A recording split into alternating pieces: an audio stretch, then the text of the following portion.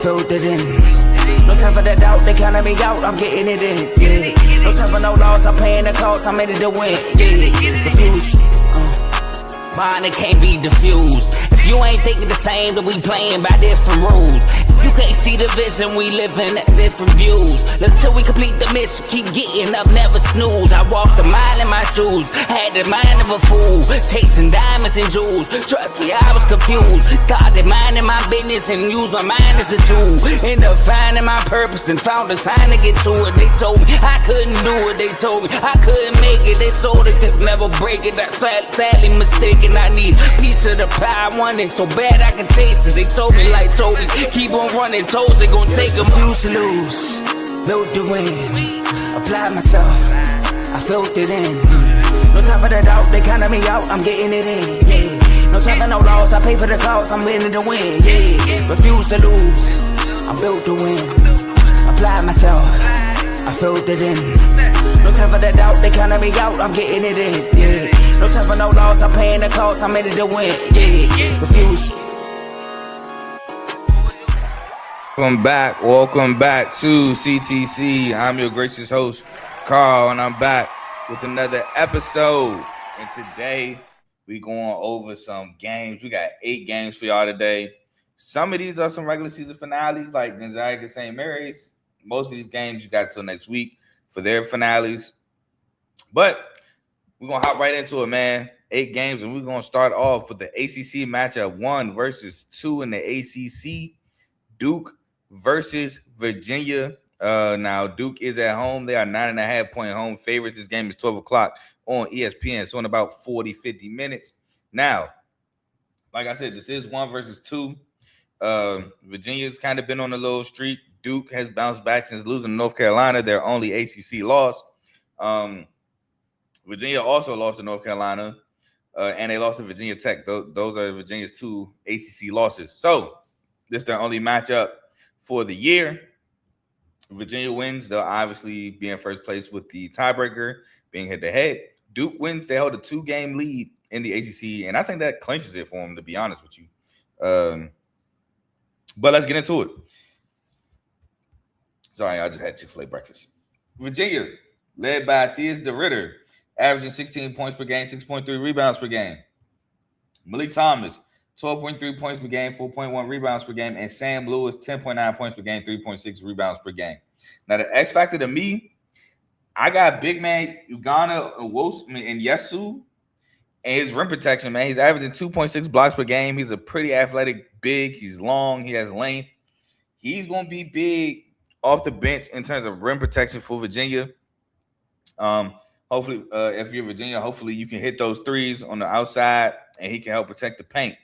Now, for Duke, they're led by Cam Boozer, 22.7 points per game, 10.1 rebounds per game, 4 assists per game, and 1.7 steals per game.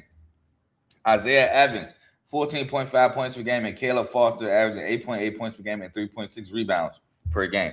Now, for me, for Duke, my X factor is Dame Sarr and his ability to play defense around the perimeter. Like I said, Virginia likes to get up threes. They can hit them. So his defense on the perimeter, fighting through screens and staying out of foul trouble, will be big on guys like Chance Mallory. Well, if he's guarding Chance Mallory, I doubt that. But Jakari White, who can shoot it. Sam Lewis, who can shoot it. So I think he's going to be big around the perimeter. But my winner, ultimately, I'm rolling with Duke to clinch at least a share from my knowledge. But it should be the entirety of the ACC if they win. I'm going with Duke, man. Duke, really, really good team. They showed it Saturday, actually a week ago, last week in DC by beating Michigan. Cam Boozer is one of the best players in the country. It's hard to stop him down low. Isaiah Evans, he can heat up at any moment. I think Duke is the best team in the ACC by far. And I think they are a tough team to beat at Cameron Indoor Stadium. So give me Duke at home to win against Virginia. Next, this is a big game in the Mountain West. We got San Diego State taking on New Mexico at the Pit. This game is 2 o'clock on CBS. New Mexico is 1.5-point home favorites. Now, San Diego State, is coming off of a big win against Utah State at home Wednesday night. Blowout performance. New Mexico, they lost to Nevada on the road. I want to say that was Tuesday night. Yeah, they lost to Nevada on the road Tuesday night. So New Mexico is a game and a half. No, yeah, I want to say a game and a half behind Utah State and San Diego State. And San Diego's tied with Utah State. They both split. So right now they are tied, but San Diego State has a big opportunity to get a big win to keep pace. And New Mexico has a chance to close the gap. Now, San Diego State, they are led by Reese Dixon Waters, averaging 12.9 points per game and 3.6 rebounds. Miles Bird, who's averaging 10.7 points per game, 4.5 rebounds, 1.9 steals, and 1.2 blocks. And Magoon Guaf, who's averaging 8.7 points per game, 4.4 rebounds, and 1.6 blocks per game. Now, to me, and that's if he plays, because I did see that he's questionable, the X factor is BJ Davis and his scoring ability, averaging 10.3 points per game. And the loss against Nevada, for New Mexico, that is, Nevada had 3 players score 20 points. Elijah Price, I want to say Corey Camper, and I want to say Tashard Comer all scored 20-plus points out of the 67 points that Nevada had. So his scoring ability is going to be huge at the guard position for San Diego State to beat New Mexico at the pit. Now, for New Mexico, they're led by Jake Hall, who averages 16 points per game. Tomislav Buhan, who averages 11.7 points per game, 9.8 rebounds, and 1.1 steals per game. And Dayton Aubrey, who's averaging 11.7 points per game, 3.7 rebounds, and 1.2 steals per game. Now, my X factor for New Mexico is going to be Antonio Chol and helping with the paint presence. I mean, you could throw JT Rock in there as well. He's also a tall guy who can shoot the 3-ball, JT Rock. But I think they're going to have to establish some type of paint presence and paint defense against the San Diego State team in order to help win this ball game. And this is a tough ball game to pick. And I ultimately picked New Mexico at the pit because they're just so tough to beat at the pit. Yes, I know they had that week where they lost the 2 home games in a row. But that's the only 2 home losses on the season. So I think New Mexico's the pit is tough to stop. See, again, now both teams, both teams are susceptible to scoring droughts. San Diego State is a really good team, defensive team, but so is New Mexico, in my opinion. So I'm giving New Mexico the advantage being at home at a tough environment to go in and win. That is the pit.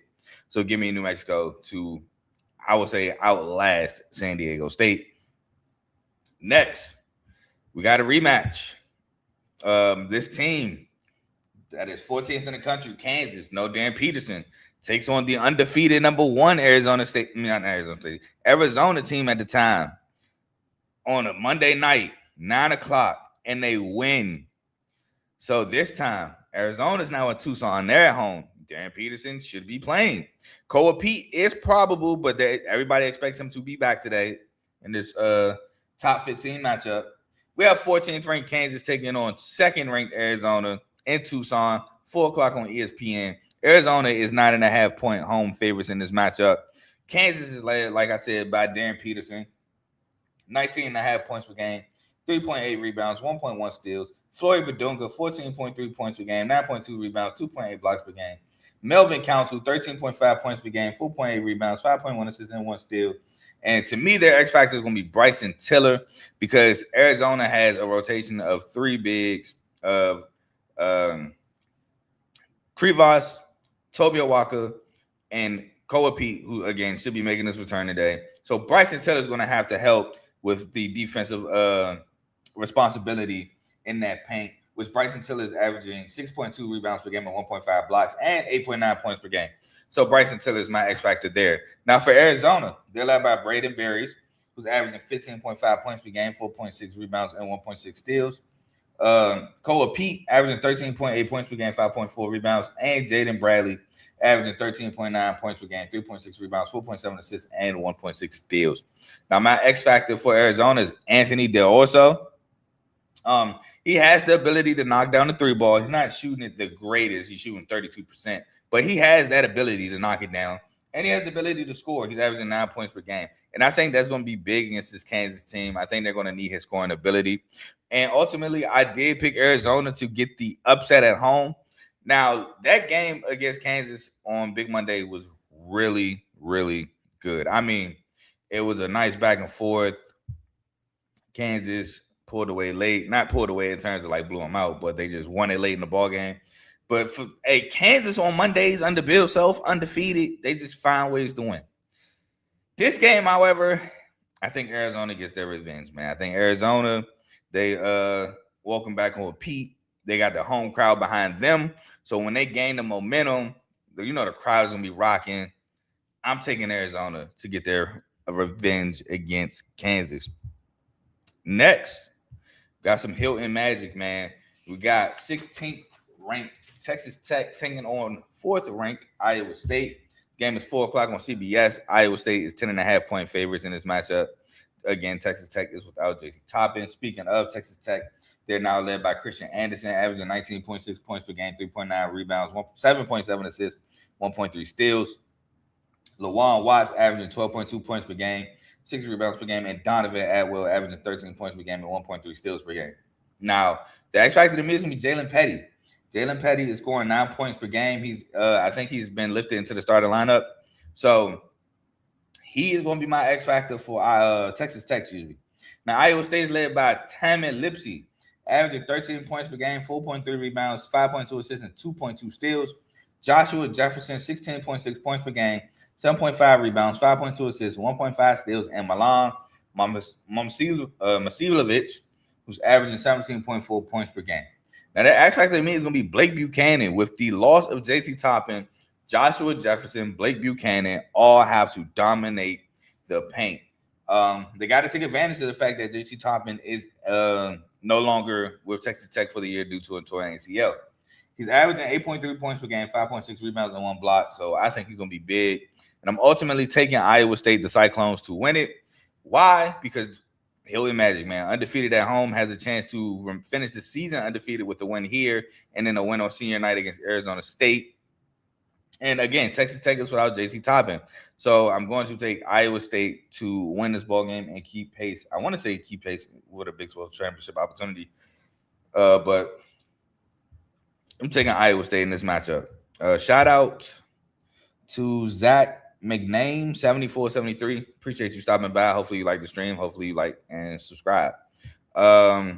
Next, we have Alabama, 17th ranked Alabama taking on 22nd ranked Tennessee. Tennessee's coming off a loss to Mizzou on the road, which I call as an upset. This game is 6 o'clock on ESPN. Tennessee is 4.5-point home favorites, getting some home cooking back at Rocky Top after a tough loss. Bama is on the road again, man. And speaking of Bama, LeBaron Fillon is questionable. It's undisclosed why he is questionable from what I saw, but he is questionable for this matchup. I think he's going to go, though. I think he's playing. But Alabama is led by said LeBaron Fillon, averaging 21.3 points per game, 5 assists, and 1.2 steals. Aiden Holloway averaging 16.9 points per game, 4.1 assists per game. And Amari Allen averaging 12.5 points per game, 7.5 rebounds, and 1.2 steals per game. With their X factor to me being Aiden Sherrill, with his paint presence averaging 2.3 blocks per game. Going to be dealing with JP Estrella, Felix Okpara, Jalen Carey, and he does have the ability to shoot the occasional 3-ball. But that's my X factor for Bama.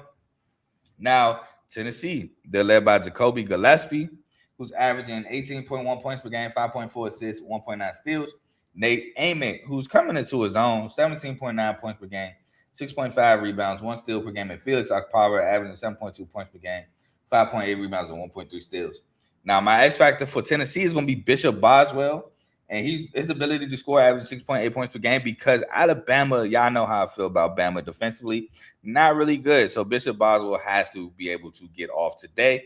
And speaking of Bama being bad defensively, hey, shout out to you for stopping by. Good luck in your hockey game. Hope all goes well. But speaking of Bama being bad defensively, that's why I'm rolling with Rocky Top and Tennessee to win the game, because Tennessee is too good of a team for you to be giving up. I don't want to say easy buckets, but I'll just say easy buckets for lack of a better term. And I think Tennessee is actually one of those teams that are actually pretty solid defensively. And they could score against a team like Bama. They're solid defensively. I think this is a very bad formula for Bama today. Give me Rocky Top at home to beat Bama and upset them in the traditional term of college basketball, 22 beating the 17. So give me Tennessee. Next, we have Villanova taking on 15th ranked St. John's. Villanova is coming off a win against Butler, while St. John's is coming off of a terrible second half performance against UConn, where they couldn't buy a basket in the second half. UConn had that game controlled from start to finish, it felt like. So St. John is definitely looking to bounce back against Villanova. This game is 8 o'clock on Fox. St. John's are 7.5-point favorites. Now, Villanova, they're led by Akron Lewis. To me, a phenomenal freshman, averaging 12.9 points per game, 5.2 assists, and 2.1 steals. Tony Perkins, who's averaging 13.7 points per game, 5.6 rebounds, and 1.2 steals. And Duke Brennan, averaging 11.9 points per game and 10.4 rebounds per game. Now, the X factor in this one for me is going to be Devin Askew, and they're going to need his scoring off the bench. Devin Askew is averaging 9.7 points per game. They're going to need his scoring off the bench. I think that's going to be critical for the Villanova Wildcats, who is pretty good defensively, but just like some other teams in the country, they're a team that can definitely go cold from the field. While St. John's, led by Zubi Ejiofor, is averaging 15.6 points per game, 7.1 rebounds, 1.1 steals, and 1.9 blocks per game. Bryce Hopkins averaging 13.8 points per game, 6 rebounds, and 1.1 steals per game. And Osiah Sellers averaging 10.7 points per game. Now, their X factor to me is going to be Josan Shannon and his scoring ability, averaging 8.3 points per game, and his ability to penetrate and attack the basket. I think that's going to be good against these Villanova guards that can defend. They're like I said, Villanova is a really solid defensive team, and I think his ability to penetrate and attack the basket is going to be big for St. John's. But I'm ultimately rolling with St. John's, man. Again, home cooking, coming off a terrible performance where they shot it super cold against UConn. I think that Rick Pitino is going to use that to refocus them. I mean, they were on a crazy win streak. It was something bad was bound to happen. You got it out your system, it's flushed, and it's just unfortunate for Villanova. They're the next opponent because normally when somebody shoots that bad, you could kind of see the next game they be hot from the field. So I think that St. John's comes out with a point to prove, and they're still trying to keep pace with UConn because only a half a game behind UConn. This will actually tie it because I don't think UConn – oh, no, UConn does play Seton Hall today. And they play after. So they would either have a chance to tie UConn or if somehow Seton Hall wins, take over first place again. So St. John's, I think they're going to come out looking remotivated and they get the job done against Villanova. Next, we have Arkansas at Florida. Now, I'm not going to lie to y'all. I did know this was a ranked matchup, but I wasn't going to talk about this at first until I looked at the SEC standings again and saw that Florida was in first, obviously, and by 2 games. And then I saw that Arkansas and Bama were actually tied for second, both 2 games behind Florida. So this is essentially first versus second in the SEC, so I have to talk about it. Now, Arkansas is 20th in the country. I can't remember who they just beat. They just beat somebody. I can't remember who. Florida, like I said, they've been dominant this whole SEC. They actually just now the score doesn't indicate it because they made a late run to steal the game, but that Texas game was looking very ugly for Florida for a long time. But this game is 8:30 on ESPN, and Florida is 10.5-point favorites in this matchup. Now Arkansas, they're led by I know I've been saying the word phenomenal, but he definitely deserves it. Phenomenal freshman Darius Acuff, who's averaging 22.2 points per game and 6.2 assists per game. That's what they just beat. They just beat Texas A&M. I remember now. They just beat Texas A&M. But Malik Thomas averaging 15.2 points per game, 3.9 rebounds, and 1.5 steals. And Trevon Brazile averaging 12.7 points per game, 7.1 rebounds per game, 1.5 steals, and 1.6 blocks per game. Now, the X factor to me is going to be Malik Ewing because Florida has a lot of size with Condon, Hout, Chenaloo, guys. They got a lot of size. So even the guy that don't play, Oliver, I forgot his last name, but he's like 7'9". Oh, I didn't really forget it. It's just like hard to pronounce. But anyway, he's 7'9", but he doesn't really play like that. But Florida has a lot of size. And I think Malik Ewing is going to be very pivotal and trying to counteract Sid's size. He's averaging 9.6 points per game, 5.1 rebounds, and 1 block. So it's my X factor for Arkansas.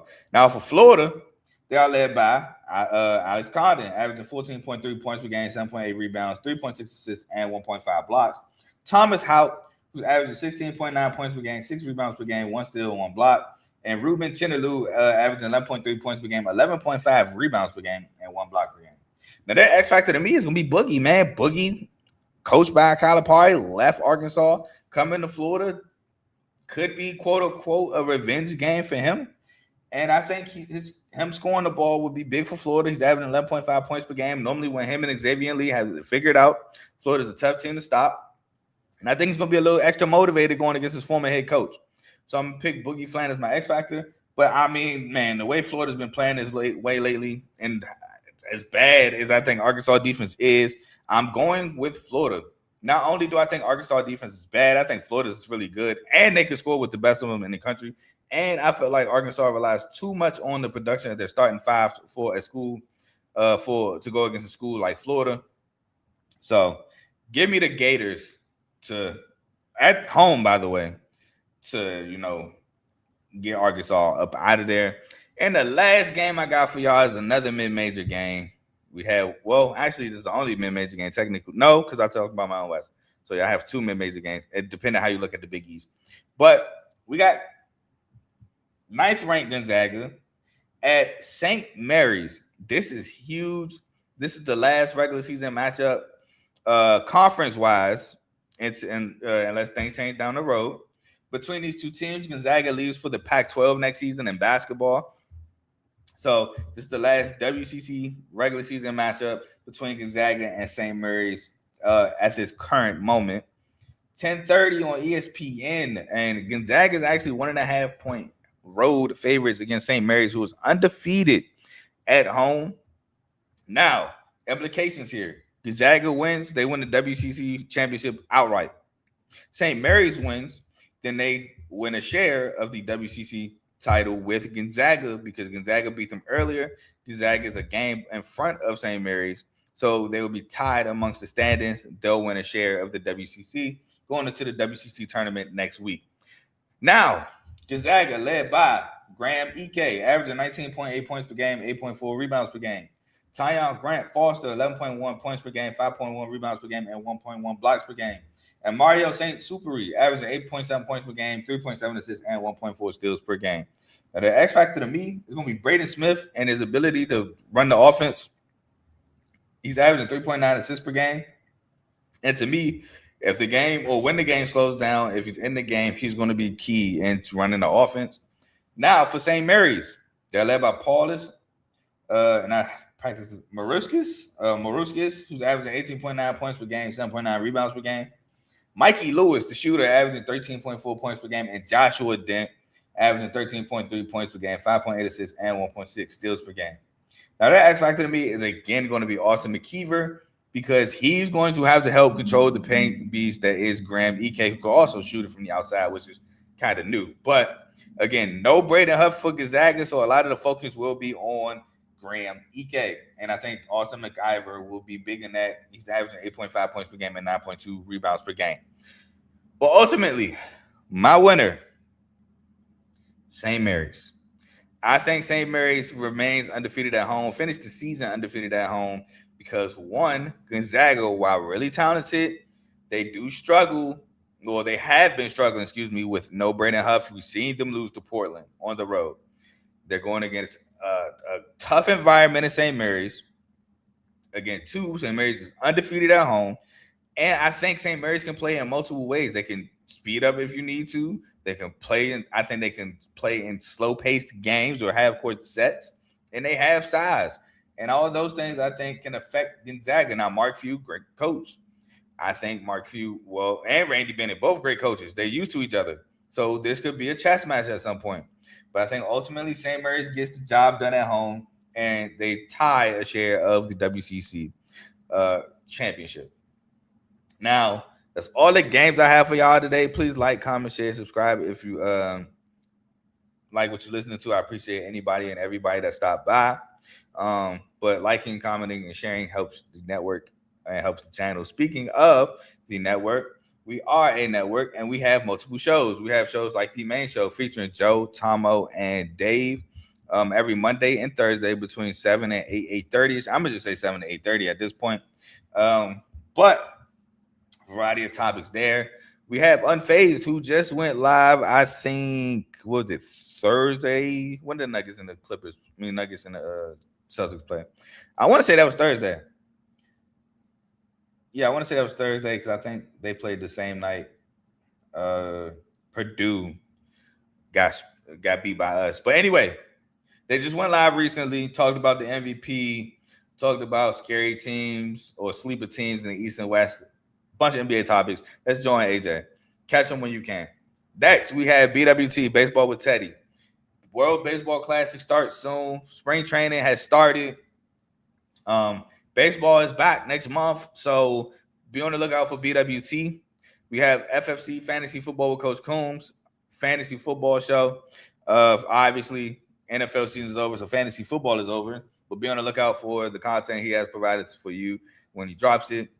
Right now, we're going through the scouting combine where some of these players are putting up crazy numbers. Next, we have RBO Real Ballers Only. NBA show featuring Vaughn. I mean, my Pistons won last night, but it's not something that, I mean, I was happy we won because we won, but in reality, that's not a victory to celebrate, to be honest. These last two victories the Pistons won, not really celebratory victories. I mean, at this point, you got to get them how you can because of seeding and everything, but kind of disappointing wins. But anyway, be on the lookout for his show. We have Dave's Doghouse, highlights and lowlights of sport. I think he dropped last week, if I'm not mistaken. Maybe a week ago, I should say. We have In the Red Corner featuring Tyreek and Tomo boxing episodes. For all your boxing needs, check out In the Red Corner. They go live on Sundays, not every Sunday, but when they do go live, it is on a Sunday at 6:30. And it's like I said, that's Tyreek and Tomo. And we got Zero Sports Talk with Griffey. New show on the channel.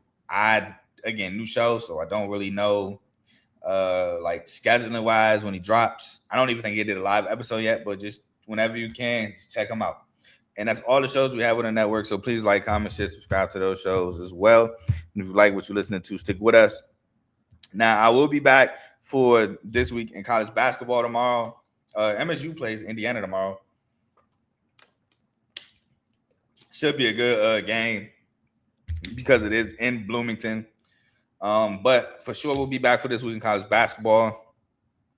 And then we got some conference tournaments to predict next week.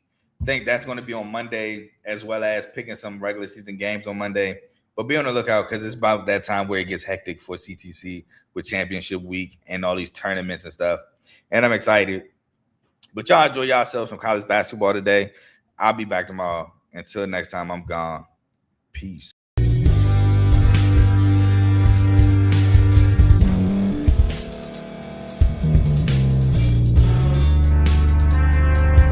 Thank you for staying to the end. If you're watching this on YouTube, please like this video, subscribe, and also hit that notification button so you can be notified next time we put out a video.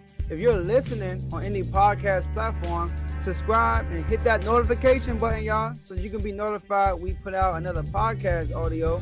And last but not least, hit that share button. No matter what you're listening to or watching it, hit that share button and send it to somebody that you know that would love to watch this episode you just listened to. So once again, thank you for staying to the end, and we'll see y'all in the next episode.